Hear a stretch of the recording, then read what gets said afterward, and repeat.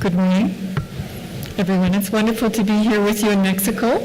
And I'd like to speak to you today about IFLA's advocacy work on the Treaty for Limitations and Exceptions for Libraries and Archives. IFLA's role as an advocate for library issues at the international level is recognized and supported by the worldwide library community, and none of those issues is more important at this time than copyright.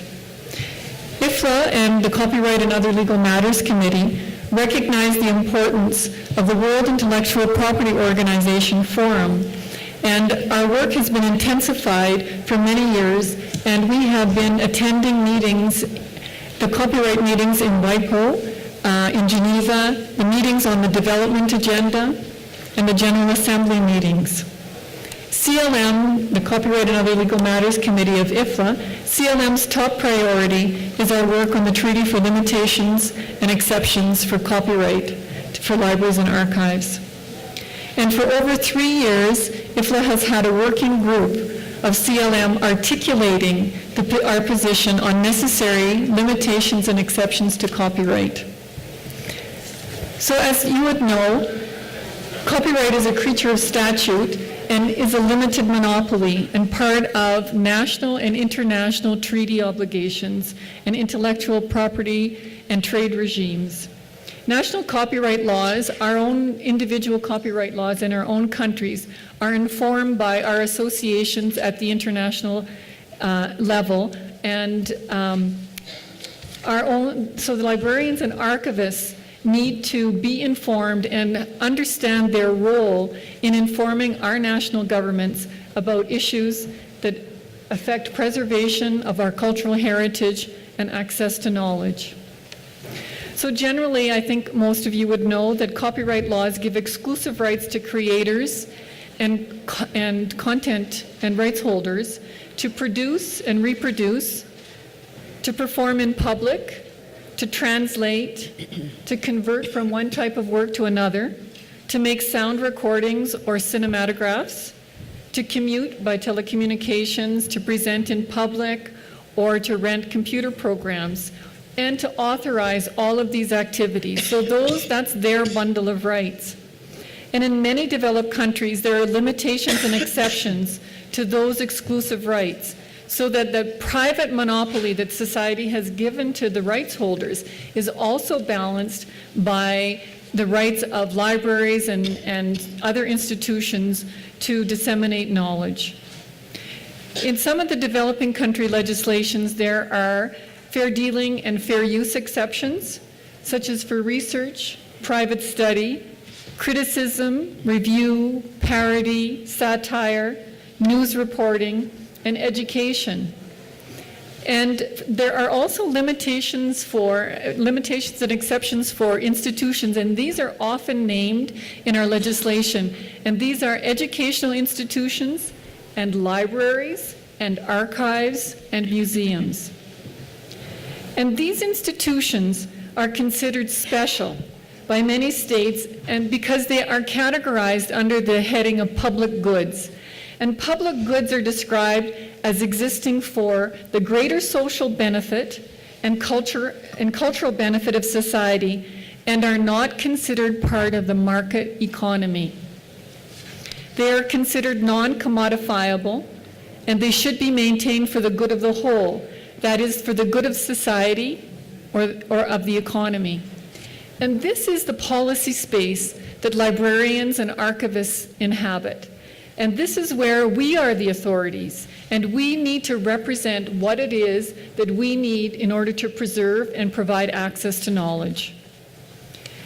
In 2008, the World Intellectual Property Organization commissioned a study that Dr. Kenny Cruz, who's an intellectual property lawyer and a librarian, he drafted a report that showed that libraries work under a patchwork of copyright provisions that exist around the world, and those are uneven in scope and uneven in effect.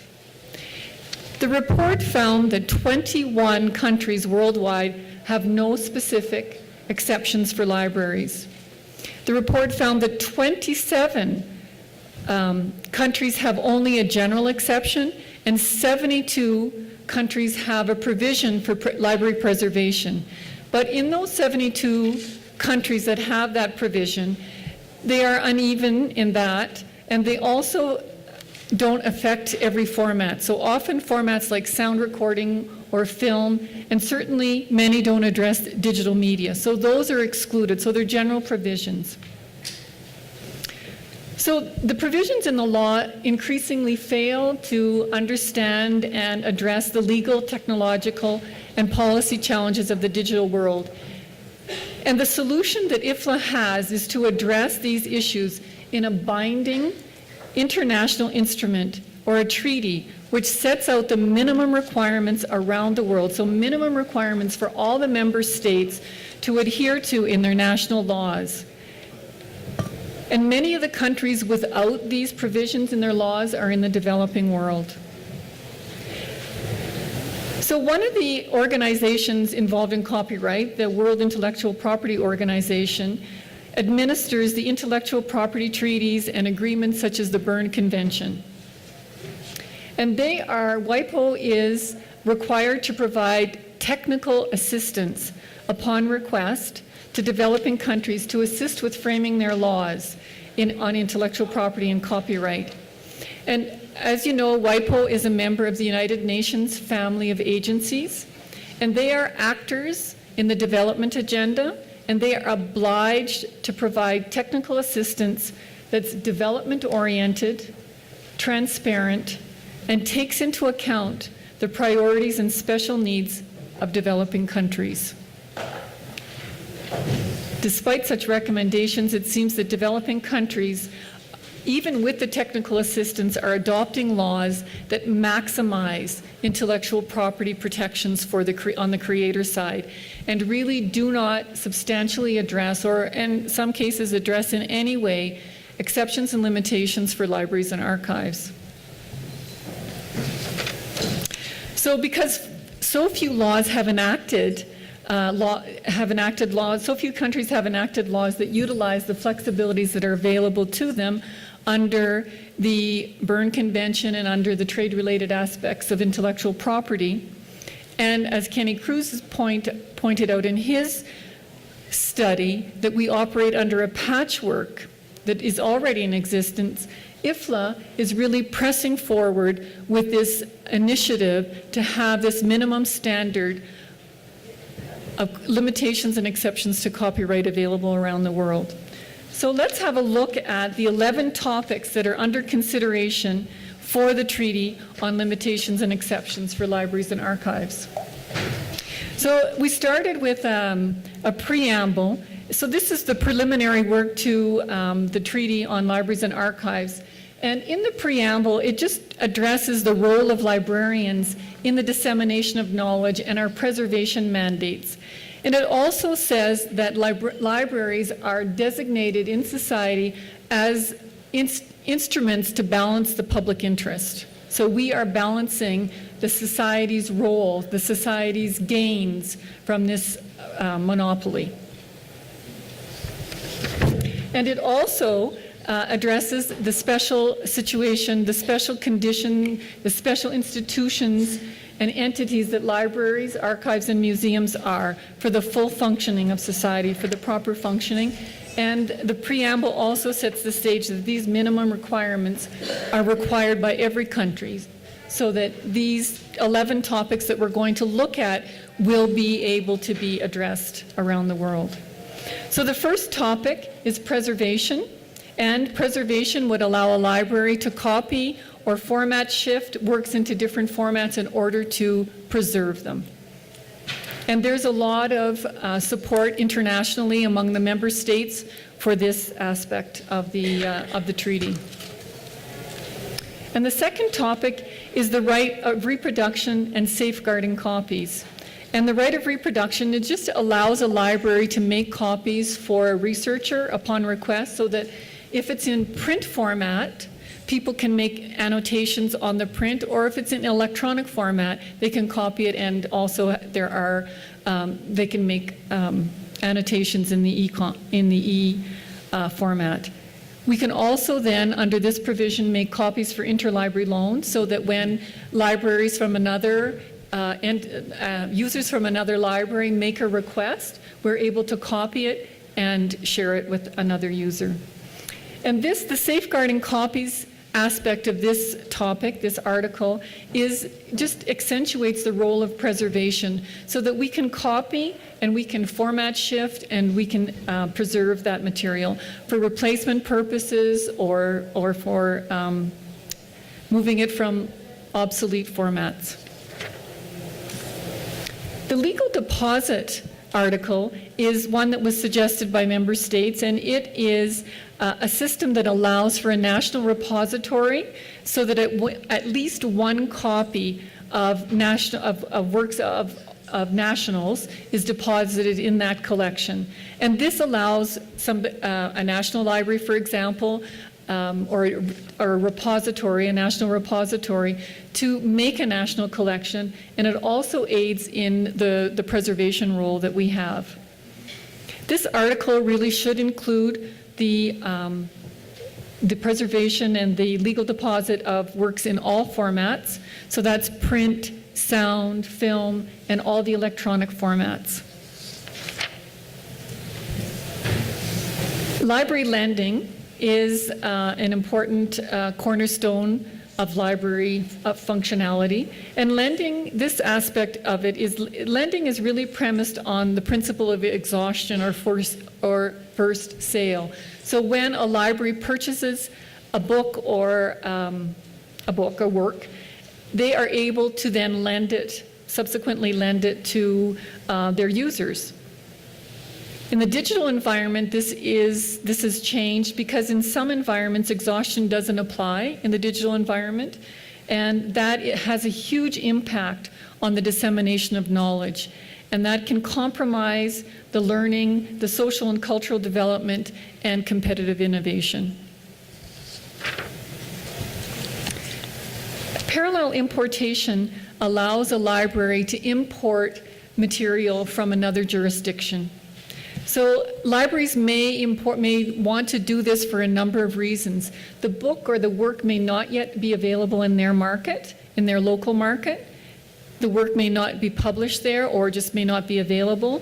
And for institutions that are creating collections of some depth for researchers, they may want every instantiation of that work to be in the collection. So they would want to be able to import that material, that work, from any jurisdiction where it has been produced. And also there is for libraries, there's the aspect of, in some jurisdictions, only the print format is available in soft cover.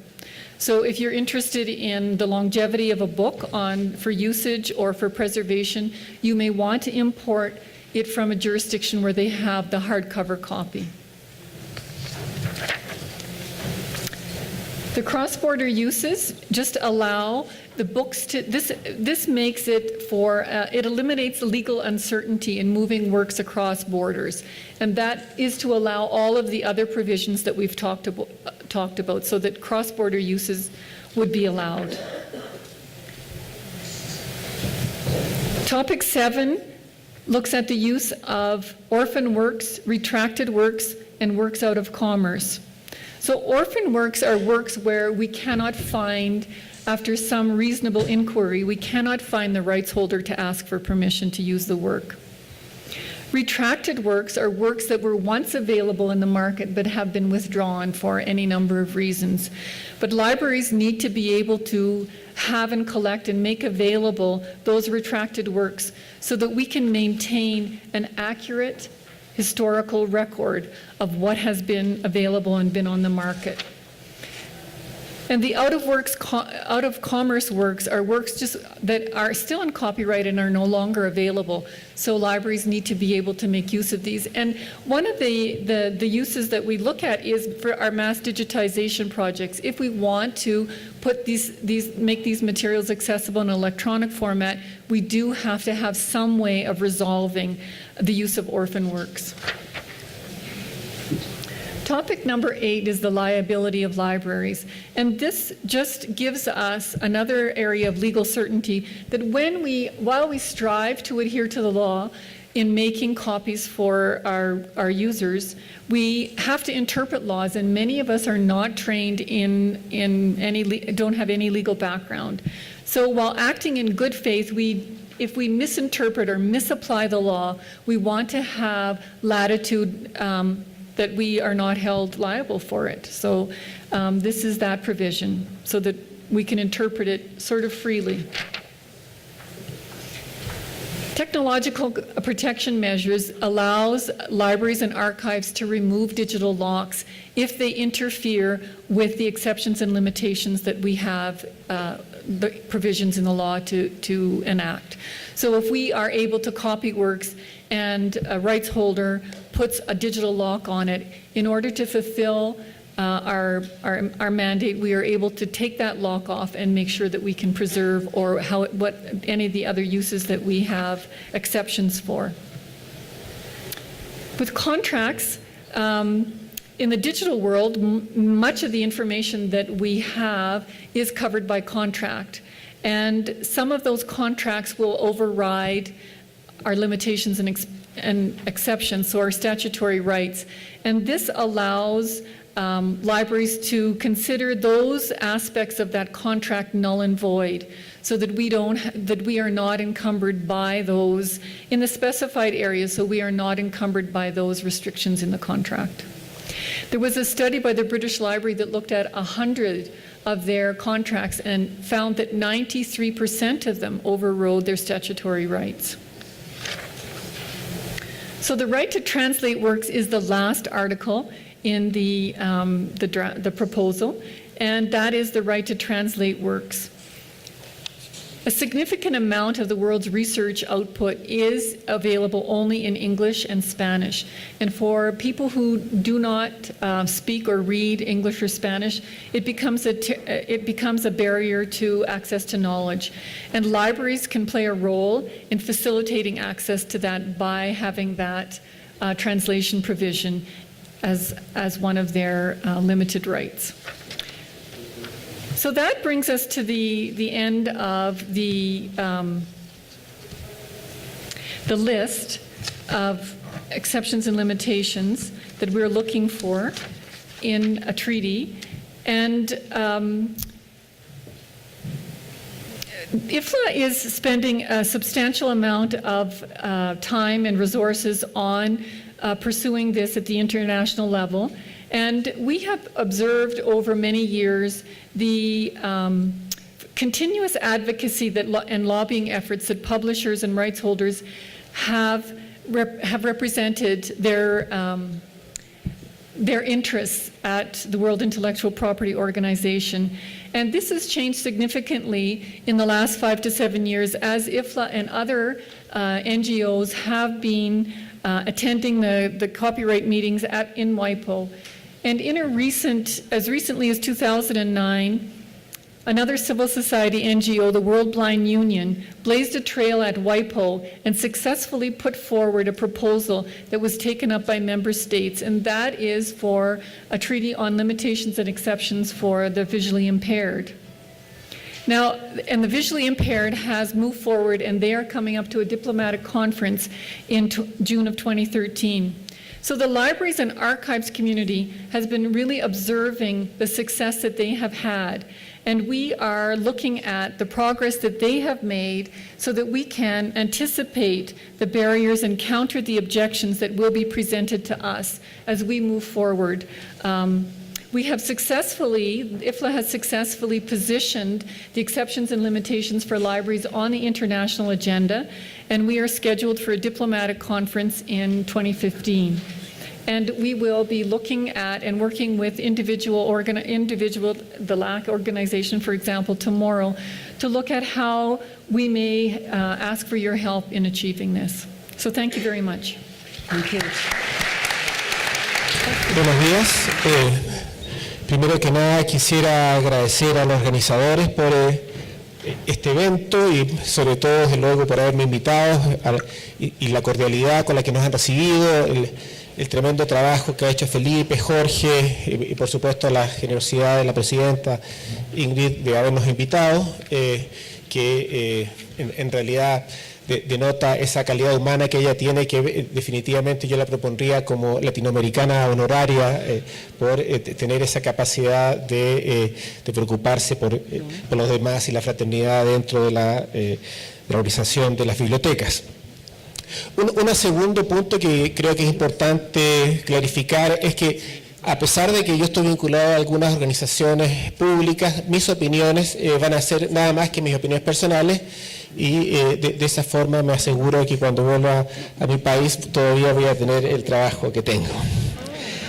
Entonces, en realidad mi presentación es una presentación de carácter general. Hemos escuchado el día de ayer la importancia y las expectativas que se debe hacer legítimamente la sociedad respecto del aporte que pueden hacer las bibliotecas en las comunidades y no solamente las comunidades locales, sino que en la comunidad global de lo que es el mundo de la sociedad de la información. O sea, hay una gran expectativa, hay grandes potencialidades, sobre todo de la mano de las tecnologías y también de la creatividad que tengan los bibliotecarios para integrarse a las necesidades. Pero hay un elemento que es necesario también considerar, que no basta esa creatividad o no basta la posibilidad de tecnología, de que existan ciertos nuevos formatos para que las bibliotecas puedan efectivamente utilizarlas de la manera que es necesario. Porque tienen que convivir con un marco regulatorio. No basta que esté disponible, ¿no es cierto?, un auto, tenemos que saber conducirlo de acuerdo con las normas del tránsito y estar atentos a regulaciones que muchas veces nos prohíben, nos condicionan lo que vamos a hacer. Y una de esas regulaciones que son fundamentales para el trabajo de las bibliotecas, y no solamente las bibliotecas, sino que de cualquier persona que participa de la sociedad del conocimiento, son los derechos de autor. Y esta normativa, como pocas, es una normativa que hoy día no existe. Lo que usted tiene en su ley no es el resultado de una inspiración divina, no es Dios que las puso en las tablas de los 10 mandamientos, sino que son producto de una atención. Para que te puedas desplazar. Ah, sí, no pensaba mover tanto, sabes que tenía que salir corriendo. Si digo algo inapropiado. No trajeron tomates, ¿no? Entonces, es producto de una tensión política, de una negociación política, y que está altamente ideologizada. Hay visiones, ¿no es cierto?, del punto de vista económico, y también hay intereses económicos que están en juego. Entonces, como vamos a ver en la presentación, ha sido, lo que usted tiene en su ley es producto del éxito de ciertos grupos de presión, grupos de interés, y tenemos que reconocerlo también de la responsabilidad de la inactividad o la falta de engagement, sería en inglés, ¿no? Esa capacidad de involucrarse a tiempo de los sectores que protegen con más fuerza y con más legitimidad el interés público.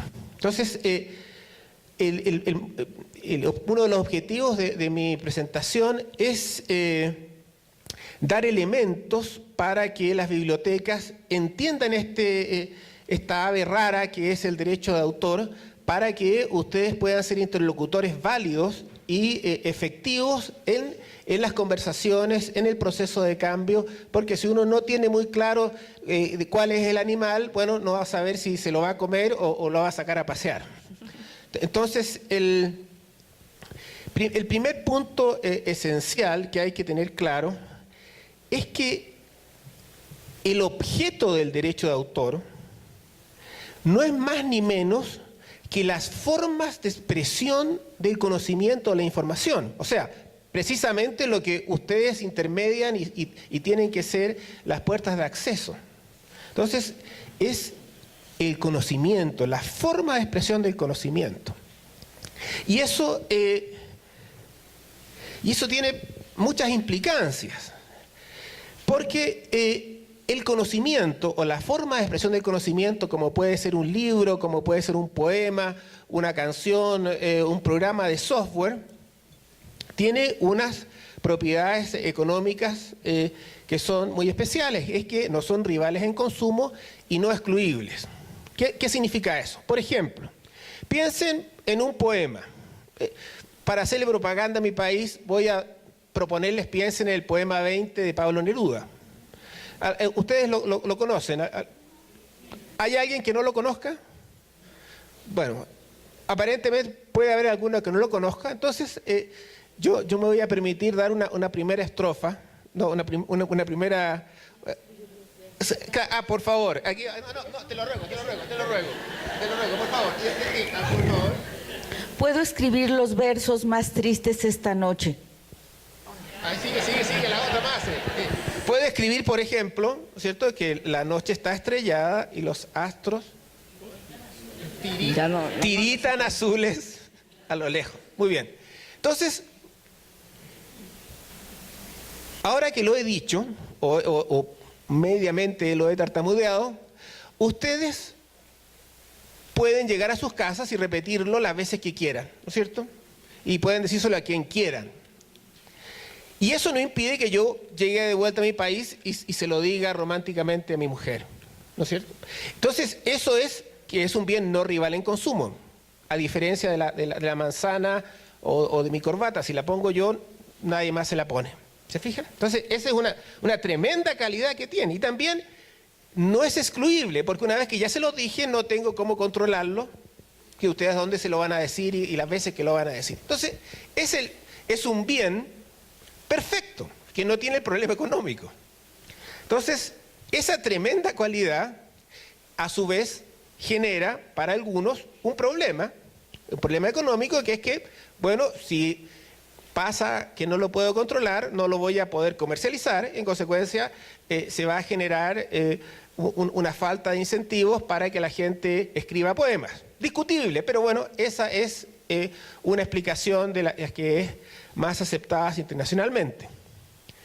Entonces, aparece el derecho de autor como una solución a ese problema de la apropiabilidad, generando una escasez artificial por vía de facultades de exclusión que se le dan al titular, que es el autor, que normalmente luego las cede. Y esas facultades son la posibilidad de autorizar o prohibir la reproducción, o sea, las copias, comunicarlo al público, como sería lo que estoy haciendo yo ahora, que estoy recitando frente al público, sería una comunicación al público, transmitirlo, radiodifundirlo, ponerlo en la internet. Todas esas formas de explotación están sujetas al control del titular. Por un fin positivo, que es que haya un incentivo. Acuérdense que toda ley, y dentro de eso cabe el derecho de autor, tiene que estar destinada al bien común. Entonces hay un estándar. El derecho de autor no se debe solamente al autor o al titular, sino que al bien común. También hay otras explicaciones o justificaciones para el derecho de autor, en la medida que para algunos, siguiendo las teorías justnaturalistas de Locke, dicen, bueno, es de derecho natural que uno se apropie del trabajo, de su propio trabajo. Si uno cortó madera, bueno, es lógico que se la lleva a la casa para él. Y hay otras formas de justificación en las cuales no voy a entrar por el tiempo y me voy a dedicar específicamente a las contradicciones que tiene la teoría del derecho de autor como un incentivo a la creación, que es importante que la tengamos presente cuando entremos en discusiones políticas sobre por qué al final del día necesitamos excepciones.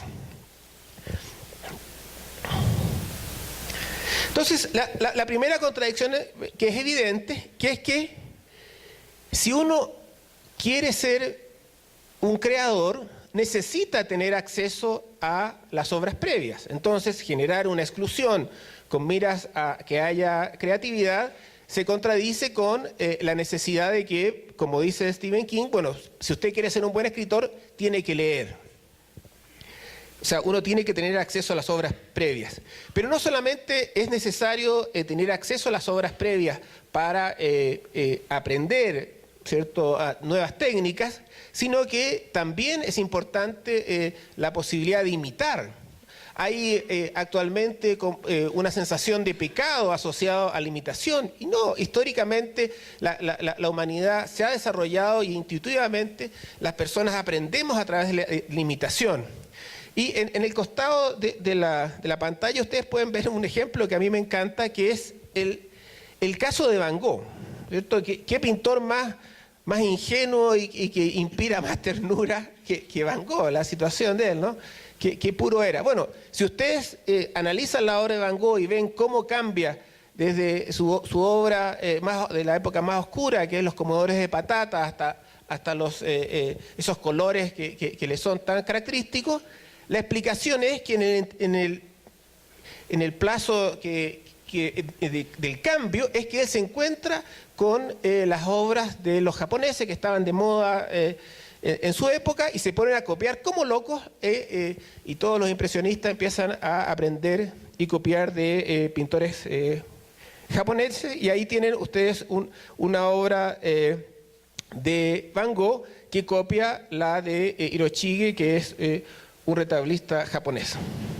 También el proceso creativo requiere de las obras, no solamente para aprender, sino que también como fuente de creación de obras que son adaptadas. Basta mirar el caso de las Meninas de Velázquez, que si hoy día uno busca en Google, las Meninas se encuentra con 4.000 resultados de imágenes. Entonces, y no solamente de piratas, sino que piensen ustedes las Meninas de Picasso, las Meninas de Dalí, por mencionarles algunas. Y desde luego está la innegable que con la internet y la posibilidad de mezclar las obras se crea mayor valor y más posibilidades de libertad de expresión. Como no tenemos internet, no les voy a mostrar el video que tenía ahí. Y como conclusión, o más bien como ya la coronación, la guinda de la torta, es que el derecho de autor tiene un pecado original, que es que no solamente hay una contradicción con la necesidad del proceso creativo, sino que entra en conflicto con otros derechos humanos esenciales, como el derecho a la educación, la libertad de expresión o participar en la vida cultural, por mencionar algunos. Entonces, hay un tema que es complejo en torno al derecho de autor. Entonces, bueno, consciente de eso, de estas contradicciones, es que desde los inicios del derecho de autor, las primeras leyes, la Reina Ana, el Estatuto de la Reina Ana, en 1790, la ley de la Revolución posterior a la Revolución Francesa, en 1791, este derecho no es entendido como un derecho de propiedad, propiamente tal. O sea, vimos que había una gran diferencia entre la propiedad sobre las cosas corporales que estas otras inmateriales que no son rivales en consumo. Y estos derechos aparecen con limitaciones importantes en tanto al tiempo, son derechos que tienen una duración limitada, están también encajonados a ciertas actividades, no toda actividad que uno hace respecto de una obra está sujeta al derecho, hay muchas que no están reguladas. Hay unos ejemplos que pone Larry Lessig en su obra Cultura Libre, por ejemplo. Evidentemente nunca estuvo regulado el acto de leer, ¿cierto? El autor puede impedir que yo copie una obra, pero si yo una vez ya tengo esa copia, no es parte del derecho de autor leer, o que yo regale, o que yo entregue ese soporte sobre el cual está la obra. Ahí también dice, bueno, obviamente nada te puede impedir a que tú duermas sobre un libro. O sea, hay aspectos no regulados sobre lo que tú haces con el soporte. Y ahí entra a un punto esencial, que es que tradicionalmente los usuarios, nosotros, hemos tenido el derecho a la propiedad sobre el objeto material sobre el cual recae la obra. Por ejemplo, somos dueños del libro. No somos dueños de la obra, pero sí del libro. Y eso tiene mucha implicancia, porque desde luego lo podemos heredar. Pero ese equilibrio que se había ido más o menos dando en el mundo analógico cae en crisis con una expansión que yo llamo el Big Bang del derecho de autor, que es un fenómeno político, comercial, que se empieza a desarrollar en la década de los 90, en el año 1994, con los acuerdos comerciales de la OMC, luego tratados de la OMPI, y después exacerbados por los tratados de libre comercio, en la cual se expanden las facultades que tienen los titulares para cubrir cualquier forma de utilización. Hay una tendencia a buscar cubrir todas las utilizaciones que antes eran libres. Y eso se logra en el ambiente digital a través de la figura de considerar que es reproducción algo que el sentido común jamás lo habría pensado, que son las copias temporales. O sea, se entiende que hay reproducción no solamente cuando es una copia permanente, sino que es cuando es una copia que puede durar menos de una fracción de segundo a través de un proceso tecnológico en la Internet. Cuando abrimos el computador y se exhibe la obra, ahí se genera una copia. Entonces, cualquier utilización pasa, potencialmente está sujeta al control del autor. Por el tiempo no voy a entrar a mayores detalles. ¿Cuánto me queda? 5 minutos. 5 minutos, bueno, gracias. Probablemente son 2, pero cortesía son 5. Entonces, y ejemplos de por qué podemos decir que hay una carencia de excepciones para bibliotecas. Ahí en la pantalla ustedes pueden ver la excepción o la actividad más esencial de una biblioteca es prestar libros. O sea, ¿qué es lo que define? Bueno, si ustedes miran en 13 países latinoamericanos, 8 que le reconocen no a la biblioteca, sino que al titular, al autor, el derecho de autorizar o prohibir el préstamo, 8 de esos países no tienen excepción para las bibliotecas. Entonces, por ejemplo, en Costa Rica, Argentina, Brasil, Ecuador, Uruguay, Panamá, Nicaragua, República Dominicana, cada vez que una biblioteca presta un libro, está cometiendo una infracción, salvo que haya obtenido una licencia que probablemente nunca ha pedido porque nunca ha sabido que existe esa norma. Entonces, y ese es el gran problema, y estoy seguro que afecta a muchos de ustedes, que es que como en el país o en algún país no hay observancia del derecho, nadie siente que hay un problema. Pero esto es como el calentamiento global, está pasando y en algún minuto les va a llegar. O sea, no porque se estén cocinando acá, no significa que los osos en la Antártica se estén ahí flotando en el agua porque se acabó el hielo. Y ya la situación es más espeluznante si miramos lo que pasa a nivel de excepciones en el ambiente digital. Salvo Chile, que modificó su ley el año 2010, ninguna otro país latinoamericano tiene excepciones para poner a disposición de los usuarios obras sin autorización del titular en terminales digitales.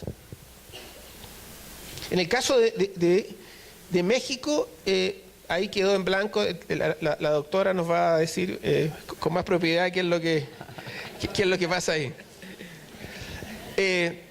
Bueno, y eso pasa con muchas otras excepciones sobre las cuales no voy a entrar. Entonces, y ya ahí voy concluyendo. Entonces, ¿qué pasa?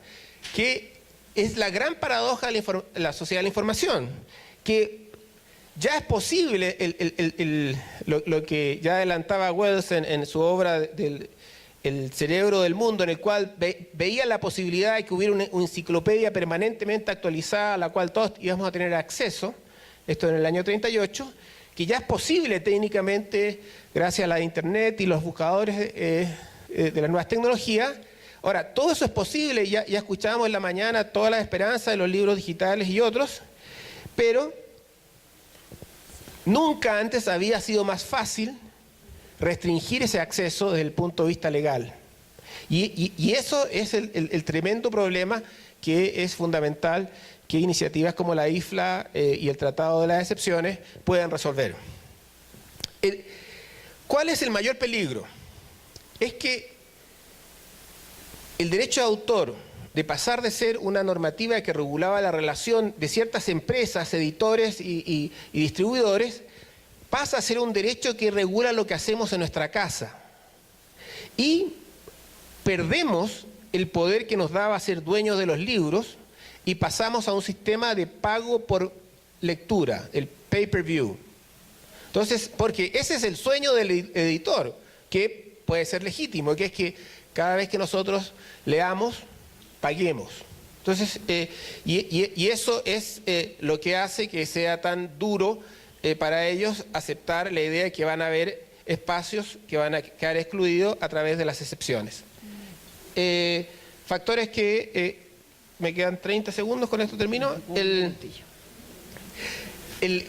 ¿Cuáles son los factores que tenemos que tener en consideración? Bueno, hay entidades que se van a oponer a cualquier reforma.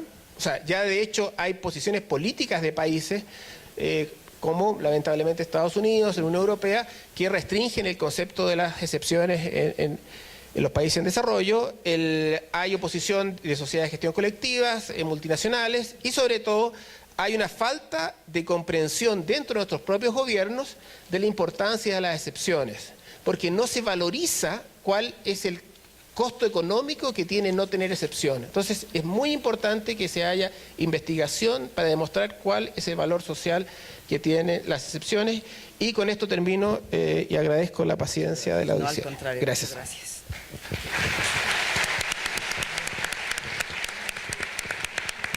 Continuamos con la doctora Adriana Berruecos. Buenas tardes. Imitando el obsequio que nos hizo Luis con Neruda, yo les regalo con esto. Amo el canto del cenzontle, pájaro de 400 voces. Amo el color del jade y el enervante perfume de las flores, pero más amo a mi hermano el hombre. De Nezahualcóyotl, poeta náhuatl, para iniciar y dar la bienvenida a todos los hermanos que nos acompañan del mundo y a los compañeros de provincia que están aquí. Es un honor para mí venir invitada por el doctor Jaime Ríos a esta reunión de personas dedicadas a la transmisión del saber de una manera sistematizada. Como ustedes escucharon, tengo formación de abogada, pero también estudié la maestría en Ciencias de la Comunicación. Quisiera hacer una alusión también con relación a lo que mencionaba Luis sobre este conflicto que parecería existir entre la obligación que tienen las bibliotecas y los bibliotecarios de cumplir una función social, de orientar, de educar, de dar información contra el derecho de los autores.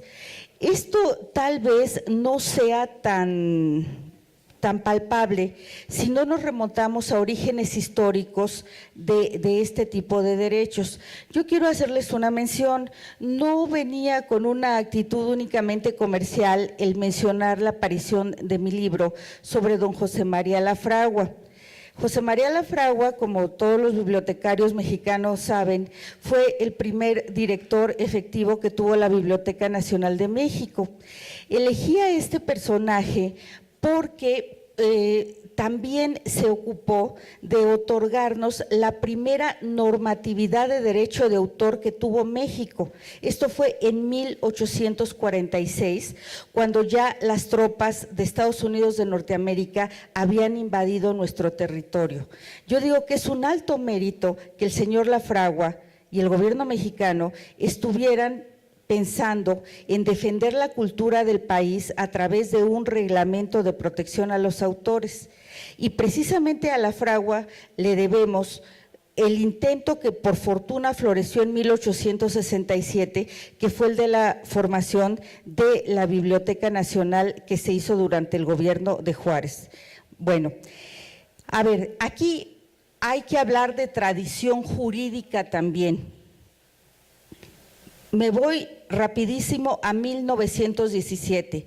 En México se emite la primera constitución político-social del mundo, una constitución que por primera vez incorpora derechos individuales, garantías individuales que hoy son derechos humanos, pero también garantías sociales, y subordina las garantías individuales al interés colectivo. Bueno, en esa rama, en esa gran cantidad de normativa que se encuentra, que es el derecho social, donde encontraríamos el derecho laboral y el derecho agrario, también se encuentra el derecho de autor. ¿Por qué? Por la razón de que en México nuestro sistema jurídico defiende a los autores, no al productor de las obras. Y debemos recordar que la mayoría de los autores no cuentan con prestaciones sociales, porque la mayoría son lo que ahora se llama freelance y viven de su trabajo. Entonces, el único fruto que pueden tener esos autores de su trabajo, que es de tipo intelectual, es precisamente las regalías que se obtengan por la explotación de la obra. Entonces, ahí empiezo yo a marcar también algunas pinceladas de por qué tenemos que defender el derecho de los autores, y no solo de los mexicanos. La protección que da nuestra Ley Federal de Derecho de Autor es para toda aquella persona que esté, digamos, que publicando en México, y se tendrían que observar tratados internacionales. Pero nuestra protección, digamos, que es universal para los autores que estén publicando o haciendo obra aquí en México, independientemente de su nacionalidad. Ahora, no quiero ocupar el tiempo mucho en cuestiones de tipo histórico, pero sí necesitaba hacer este énfasis por la situación de que muchas personas tienen la idea de que quienes defendemos la propiedad intelectual en general estamos atendiendo a la defensa de los intereses imperialistas de otras naciones más poderosas. No es así. México, específicamente en derecho de autor, es una potencia al menos latinoamericana, por la gran producción que tenemos de música, de telenovelas, de películas mexicanas, de la época de oro sobre todo. Somos una potencia en ese sentido. Quisiéramos serlo también en propiedad industrial, en patentes. Bueno, voy a lo siguiente. En la legislación mexicana sí existen disposiciones aplicables para las bibliotecas virtuales.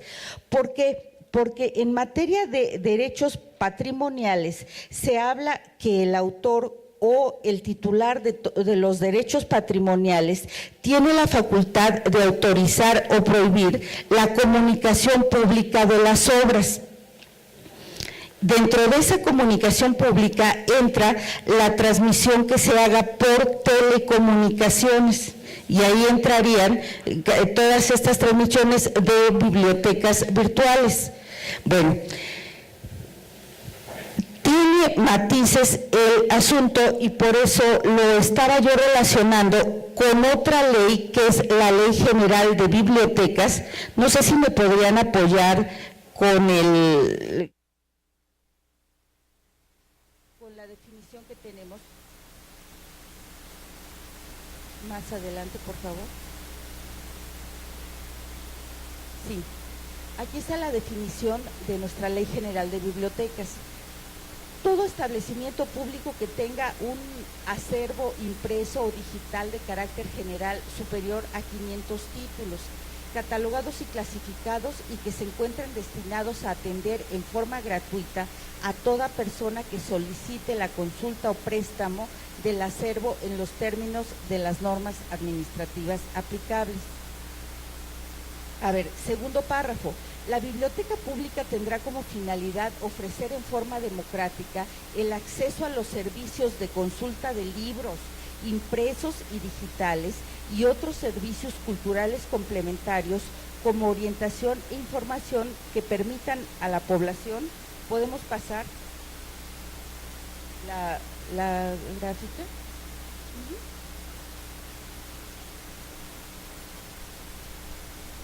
Bien.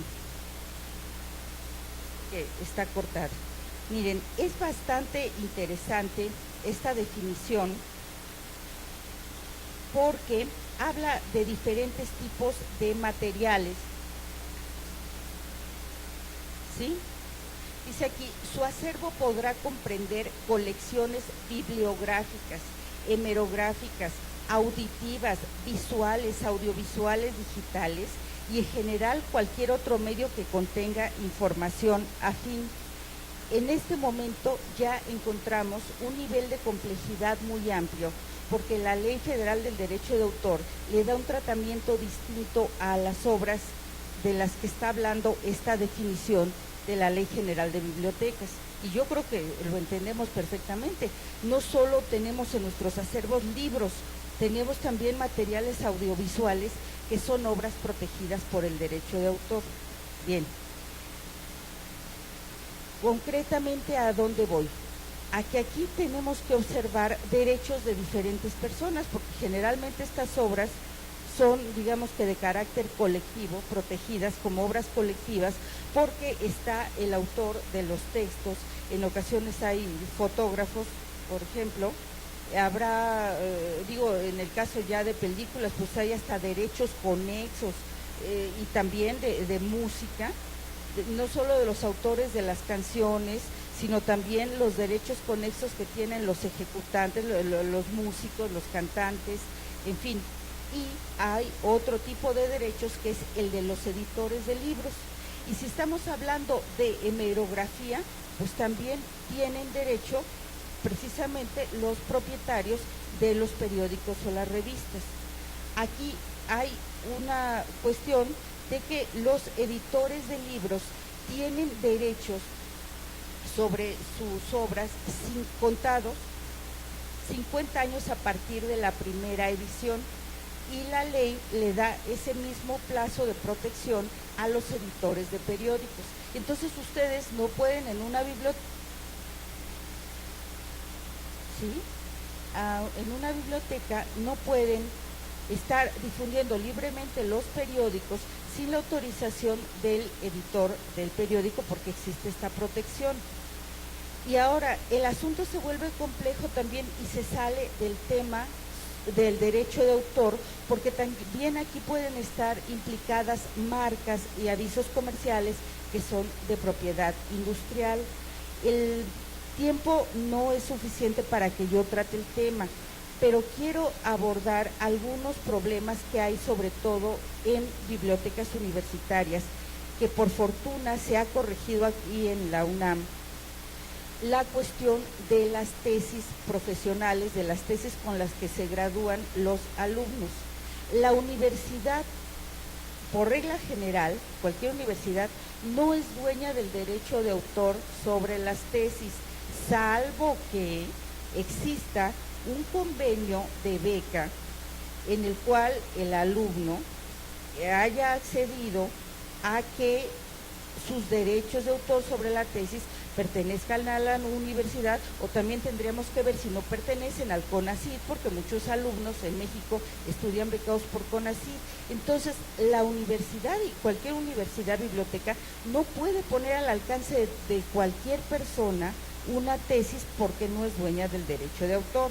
Bueno, pero ahora, otro peligro del que no nos fijamos en este afán desmesurado que tenemos de volvernos famosos los investigadores para que en el SNI nos conozcan como líderes en nuestra rama de investigación, y todos en la angustia del PRIDE y los estímulos, que me conozcan en el mundo, ¿sí?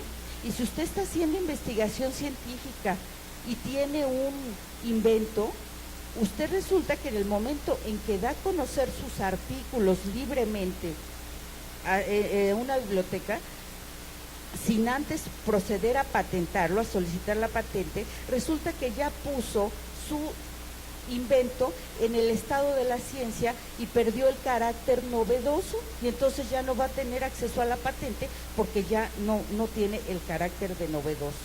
Entonces, les digo, es delicado el manejo de la información, porque no se trata únicamente de satisfacer el derecho a la educación y el derecho a la cultura de la población en general, es que también hay determinados límites que los considera la Ley Federal del Derecho de Autor, y la ley de propiedad industrial para la difusión de estos materiales. No es por el solo hecho de querer ganar dinero para los autores o productores. Quiero hacer otro énfasis. La cuestión de las obras colectivas que se hacen sobre todo en las universidades o en este tipo de congresos. Miren, en el caso de la UNAM, los investigadores que estamos contratados exclusivamente para realizar investigación, digamos que por disposición de la Ley Federal del Trabajo, y por eso lo puse en mi marco, lo tenía en mi marco jurídico, con base en la Ley Federal del Trabajo, los investigadores no somos dueños ni de nuestros inventos, ni de nuestras mejoras, ni de nuestro derecho de autor, porque estamos contratados ex profeso. Entonces son las universidades las que tienen la titularidad de los derechos patrimoniales sobre nuestras obras. La Ley Federal del Trabajo lo que también establece es que si una persona que no tiene el cargo, digamos que el investigador, tiene una patente o un invento o alguna obra, el patrón será preferente para la explotación, ¿sí? Entonces, ¿a dónde quiero llegar? En una memoria de este congreso y de muchos otros, efectivamente por internet pueden ustedes difundir las materias, los artículos que tengan de los investigadores de la universidad, porque tienen la titularidad del derecho, pero no de todos los invitados. Y en esa función habría que recabar, aunque resulte engorroso, algún documento de autorización para la explotación de la obra por vía digital. Bueno, existe el sistema de licencias, existe un sistema de licencias en la ley mexicana y principios básicos. Toda transmisión de derechos patrimoniales tiene que ser onerosa, se tiene que pagar, tiene que ser onerosa y temporal. Y para que surte efectos ante terceros, se debe de inscribir en el Instituto Nacional del Derecho de Autor. Cuando hablo de oneroso, no significa necesariamente que se tenga que pagar en dinero, sino que se puede hacer en especie. Y esto es algo que yo recomiendo mucho, porque está prohibida esta transmisión de derechos de autor sin un pago, aunque sea menor. El tema da para mucho. Lo que me interesaba era que todos nos ubicáramos un poco en cómo está la normativa de México, las disposiciones que son aplicables, para que, digamos que a partir de esto, podamos hacer propuestas, porque efectivamente no hay en la ley mexicana excepciones como las que refería Luis. Nosotros únicamente lo que tenemos contemplado en el artículo 148 de la Ley Federal del Derecho de Autor es que la biblioteca puede hacer una copia en caso de libros raros que estén o que no haya más que una sola obra o que estén en peligro de desintegrarse por la antigüedad del texto. Y por otra parte, reitero, de que sí pueden hacer difusión libre de las obras que estén en dominio público, que ya no se tiene que pagar. Obviamente se tienen que hacer investigaciones en el Instituto Nacional de Derecho de Autor si está en dominio público o no la obra. Les agradezco su atención y al doctor Jaime Ríos nuevamente muchas gracias por permitirme estar en esta comunidad tan querida para mí. Gracias. Muchas gracias, doctor.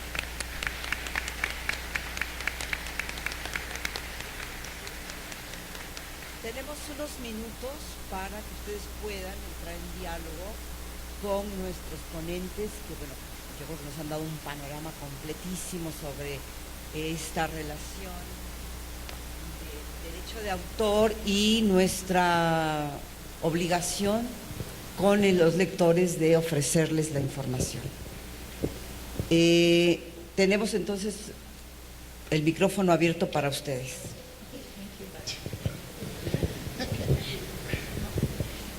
¿Se escucha?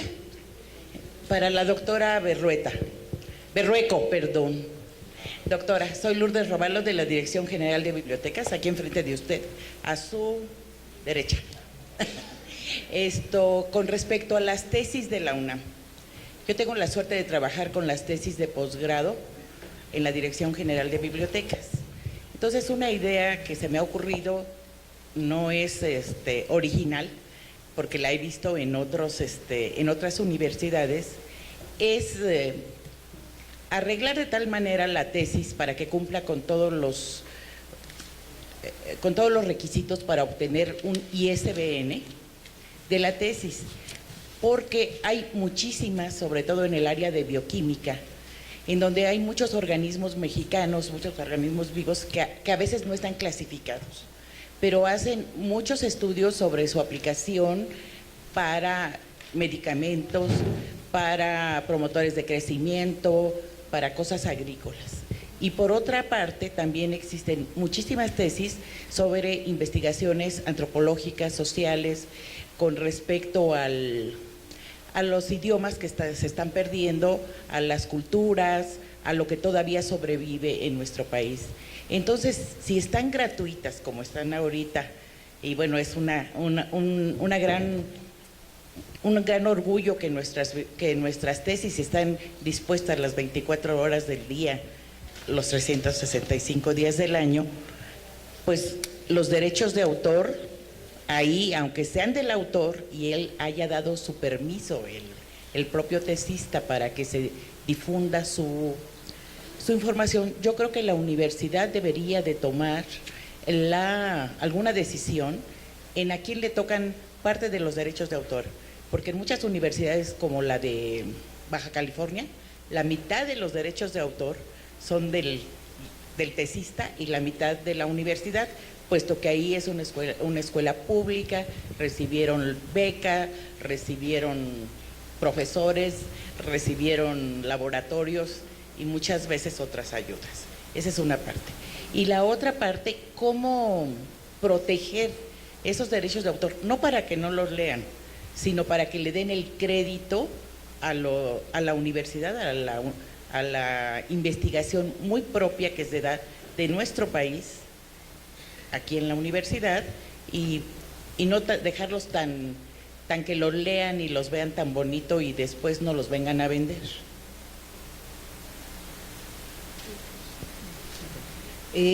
Lamentablemente me pasan un comunicado que estamos sobre el tiempo.